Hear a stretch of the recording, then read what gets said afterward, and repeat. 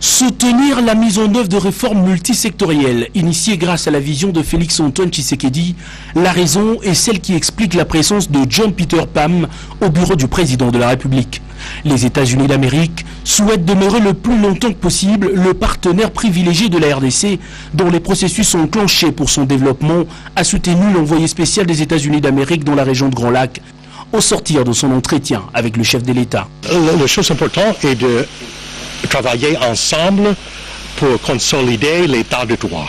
Parce qu'avec l'état de droit, on puisse commencer de voir plus d'attraction pour les investisseurs dans tous les secteurs, tous les domaines de cette riche pays, de richesse qu'on puisse exploiter pour le bien du pays et du peuple congolais. Il faut un état de droit. Bien sûr, il faut un nettoyage de la corruption qui existe malheureusement, et aussi il faut coopération dans le domaine sécuritaire pour la réforme, professionnalisation des forces armées, mais aussi de collaboration et échange d'informations entre les pays voisins.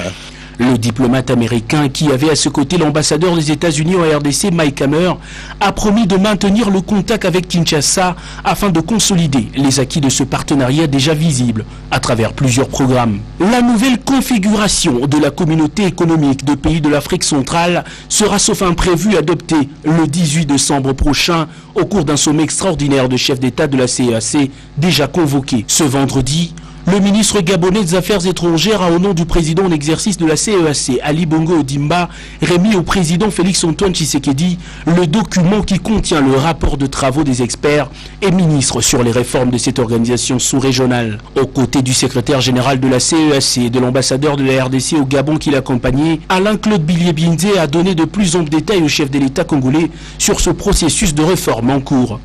Les grandes lignes, c'est d'abord de passer du secrétaire général actuel à la mise en place d'une commission de la CEAC qui sera composée de 7 commissaires, parmi lesquels le président de la commission et son vice-président, avec bien sûr des commissariats qui sont thématiques. C'est aussi d'intégrer au niveau du traité révisé de la CEAC le mécanisme de paix et sécurité, tout en faisant en sorte que les grands axes déjà retenus au niveau du plan stratégique de la CEAC, à savoir la question de l'environnement, du développement durable, la question des infrastructures, ces questions-là soient intégrées et prises en compte. Ce que nous voulons aujourd'hui, c'est une CEAC qui joue pleinement son rôle dans la question de l'intégration économique, sociale de notre sous-région. Le président Félix-Antoine Tshisekedi a promis d'analyser scrupuleusement le document et de communiquer des observations au besoin pour la bonne marche de cette organisation sous-régionale qui regroupe près de 200 septembre est essentiellement budgétaire à l'Assemblée nationale, mais le document de travail vient du gouvernement de la République. Depuis ce matin du 8 novembre 2019, le Premier ministre Sylvestre Ilunga Ilukamba a déposé la proposition de la loi budgétaire 2020 au bureau de la Chambre basse du Parlement. C'est l'honorable présidente Janine Mabunda Lioko qui a réceptionné. Avec une projection équilibrée en recettes et en dépenses d'environ 10 milliards de dollars, cette proposition de loi subira l'examen de l'autorité budgétaire. C'est un budget qui reprend toutes les préoccupations qui ont été exprimées dans le programme du gouvernement que j'ai présenté, qui a été validé par l'Assemblée nationale. Toutes les préoccupations se retrouvent dans le budget. Dans peu de temps, une plénière sera convoquée dont l'ordre du jour parlera sur l'examen et l'adoption de ces projets de loi de finances avant la seconde lecture. L'Union européenne entend raffermir la coopération interparlementaire avec la République démocratique du Congo, plus particulièrement avec le Sénat.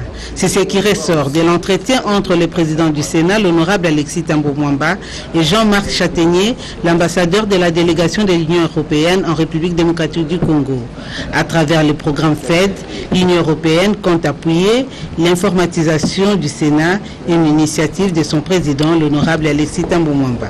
Oui, bonjour madame. Donc j'étais très heureux de rencontrer le président du Sénat, qui est bien sûr le second personnage de l'État, qui est pour nous, Union européenne, quelqu'un de très important dans les relations institutionnelles. Monsieur le président du Sénat m'a évoqué certaines choses qui lui tiennent à cœur, qui lui semblent importantes, comme l'informatisation du Sénat, comme l'organisation des votes, voilà.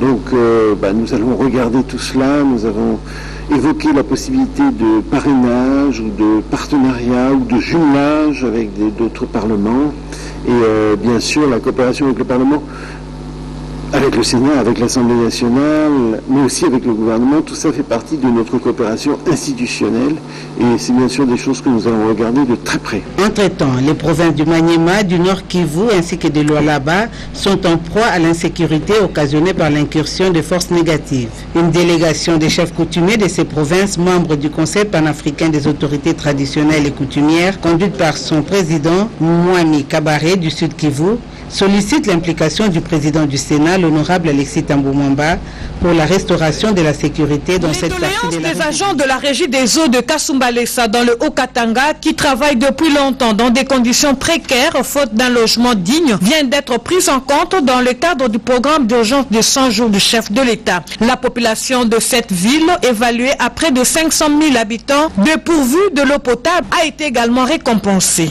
D'où cette cérémonie de la pose de la première pierre pour la construction de l'usine de traitement d'eau de Kasumbalesa et d'un nouveau bâtiment administratif pour moderniser le service. Le vice-ministre des Ressources hydrauliques et électricité, Papi Punguluamba, comme partout où il est passé, a réaffirmé l'engagement du gouvernement à offrir à tout le Congolais l'accès à l'eau potable. Voilà ce qui justifie notre présence à l'intérieur de la République pour dire à cette population de Kasumbalesa qu'elle n'est pas oubliée par le président de la République, encore moins par le Premier ministre. Notre vœu, c'est de voir que ces bâtiments puissent être érigés afin que nos agents puissent travailler dans de très meilleures conditions, mais aussi l'endroit où va habiter l'usine pour, n'est-ce pas, améliorer la desserte en eau dans la ville de Kasumbalesa. Pour sa part, le PCA de la Régie des eaux, Maître Placide Yoko, a sollicité l'accompagnement du gouvernement en vue de la matérialisation de ces deux projets qui s'élèvent à un montant de 120 000 $ pour une durée de 7 mois. Les maires de Kasumbalesa a remercié à son tour le chef de l'État pour la prise en compte des besoins primaires de la population à travers ce programme de 100 jours qui fait de sa juridiction l'une des bénéficiaires. Kasumbalesa, point de chute de la mission officielle du vice-ministre Papi Pungu dans le Grand Katanga, a pris fin sur une note de satisfaction. C'est dans la soirée du jeudi 7 novembre 2019 que l'autorité a regagné Kinshasa pour répondre à d'autres charges de l'État. Une organisation qui a un mandat d'investissement du système des Nations Unies dans 2 domaines pratiques d'intervention qui sont le développement local, les financements du développement, les finances inclusives et la microfinance. Les conseillers techniques du Fonds d'équipement des Nations Unies, Maïmoussa Katiel, reçu jeudi 7 novembre 2019 par la ministre d'État, ministre du Genre, Enfants et Famille, Béatrice Lomea Tilité, est venue faire part des préoccupations liées à la mise en œuvre de la stratégie genre en République démocratique du Congo. Nous avons eu des échanges très fructueux et nous avons pris ces directives et ces conseils par rapport à la feuille de route qu'elle est en train de développer pour la mise en œuvre de la stratégie ici au Congo.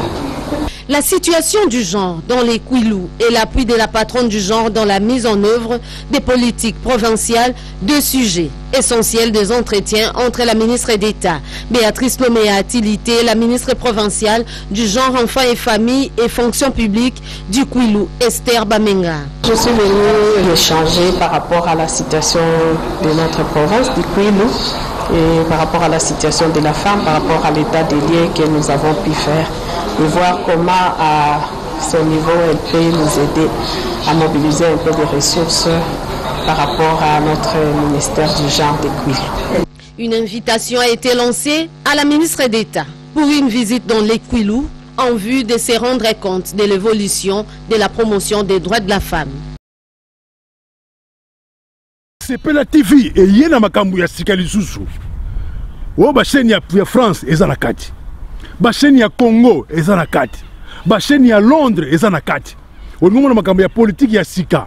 O parti AA eza na kati. O parti BB. O CFAIO eza na kati. Ya Sepela TV. bouquet comme un bouquet boy au tina poche voyager dans aucun partout lingi na bouquet c'est pas la TV mais ma biso n'ozo ma biso on a 4K machine ma daka c'est pas la TV. Bienvenue dans le monde de Sepela TV. Sepela TV est le décodeur qui vous permet de suivre les chaînes du Congo en direct de la diaspora.